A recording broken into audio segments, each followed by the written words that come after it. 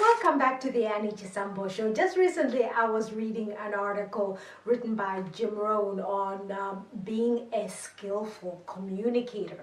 He said, well, if you're a good communicator, you can get by and, average, kind of mediocre kind of life. But if you are a skillful communicator, it means you can create miracles. That's what we're going for, okay? And he gave us tips on how we can become skillful. And the first thing he said was, you need to be an interested person. Be interested in what people are saying. Because wherever you go, whichever country you go to, people want the same things, okay? So when you're interested, you're basically asking people for information, being interested in what they do, what they want in life, and so forth, okay? So you get that information from asking questions. Now, then you can delve a little deeper and be fascinated. The difference between somebody who's interested and somebody who's fascinated is that somebody who's interested wants to find out, does it work? That's a question they're possibly asking all the time.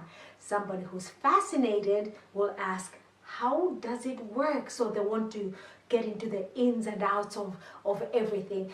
Similar to a child. When we were children, we used to ask, 100 questions per hour, if even more than that. But then we lost our curiosity along the way. So get that curiosity back. When you go somewhere, learn the language, learn how to say hello, learn how to say how are you, learn a few phrases, and you find that people are more willing to open up to you because they can see that you are trying. Okay, the third thing, empathy. Empathize with people. Be sensitive to people's feelings. Okay, maybe somebody may be acting a little off. They may have had a bad day. You don't know all that.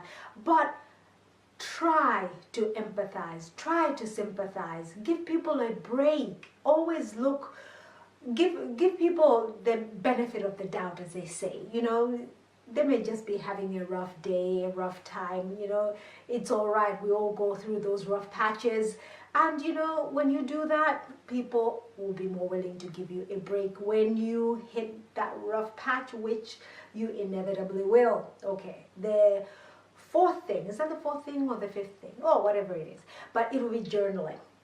Whatever experiences you go through, like today, maybe you experience something new, you notice something that caught your attention. Journal it, write it down so that you can remember it, so that you can go back to it, so you can draw from it when the need arises.